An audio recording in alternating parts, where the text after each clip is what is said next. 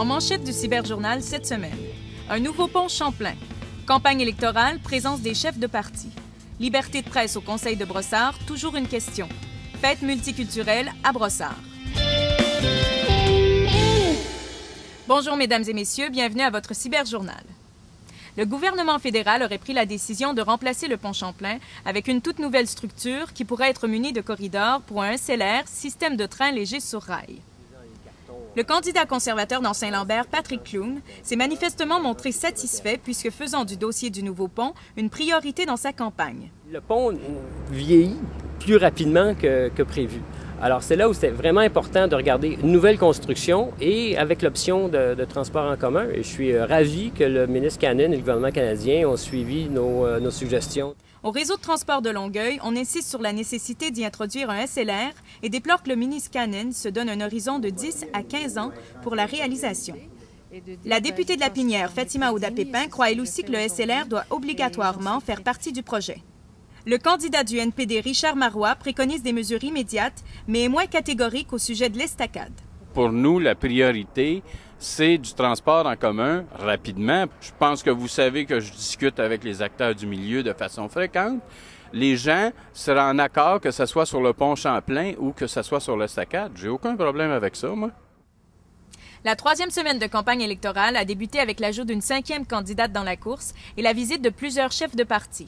Le Parti vert a présenté Diane Joubert, qui était candidate à l'élection générale de 2004 et avait récolté 3,1 % des votes. Je crois que c'est important d'inspirer les gens qu'on peut faire une différence. Je sais qu'il y a des places, surtout en Europe, et ça a commencé à Montréal, où il y a des vélos verts pour permettre des déplacements en courte distance, des choses comme ça que je vois qui seraient possibles. Je pense que les gens sont plus sensibilisés maintenant parce que l'essence monte. Donc, il y a beaucoup plus de gens qui prennent déjà le transport en commun.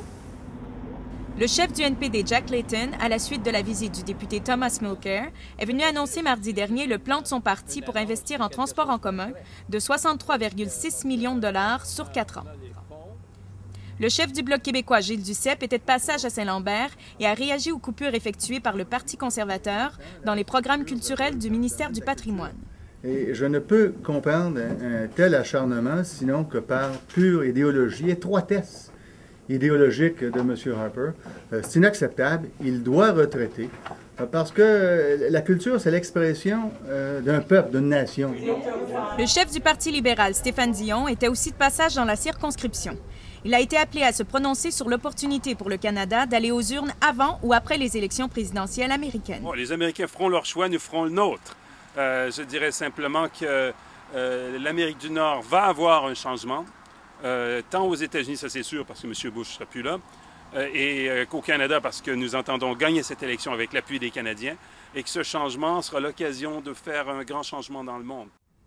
Lundi soir dernier, au conseil municipal de Brossard, un avis de motion a été déposé pour modifier le règlement de régie interne afin de permettre aux médias d'exercer leur travail sans aucune restriction.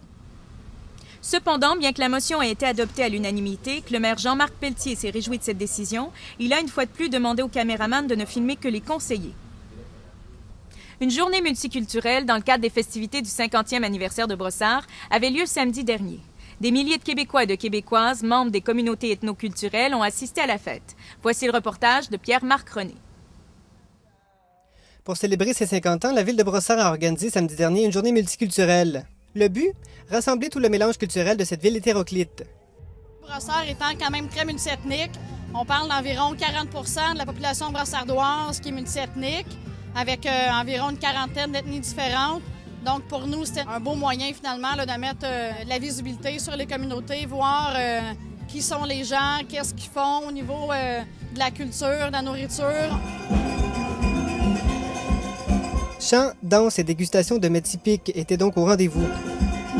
10 pays des 4 coins du monde ont pu faire découvrir le meilleur de leur culture. L'Europe était représentée par les membres des communautés roumaines et portugaises, l'Afrique par le Maroc et le Sénégal, et l'Amérique par Haïti, les Antilles, le Pérou et la Colombie. Le Québec n'a pas été oublié.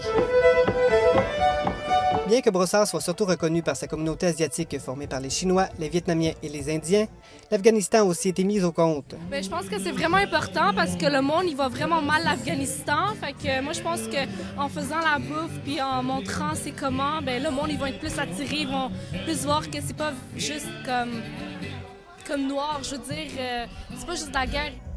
C'était donc une journée de découverte pour les Québécois et les communautés culturelles de Brossard, comme l'expliquent quelques-uns d'entre eux. J'ai épousé une Colombienne moi-même. Mes enfants ont vécu avec nous dans 7 pays dans le monde. Alors, on considère que la planète, c'est notre terrain de jeu. Alors, de vivre ça à Montréal, parce qu'on habite Montréal maintenant, c'est extraordinaire de pouvoir s'enrichir comme ça culturellement, la nourriture, les coutumes, la sagesse des autres peuples. Alors, c'est ça qui nous attire, puis on trouve que c'est important qu'on le vive ici. La journée s'est terminée avec les spectacles de Toto Larac d'Haïti et de Paulo Ramos, chanteur brésilien, et ses danseurs. Avec cette journée multiculturelle, ça montre bien l'aspect accueillant et ouvert des Québécois et des Brossardois. La Ville espère donc faire de cette journée un événement annuel. C'était Pierre-Marc René pour Média Sud à Brossard. C'était votre Cyberjournal avec Alicia Limburner. À la semaine prochaine.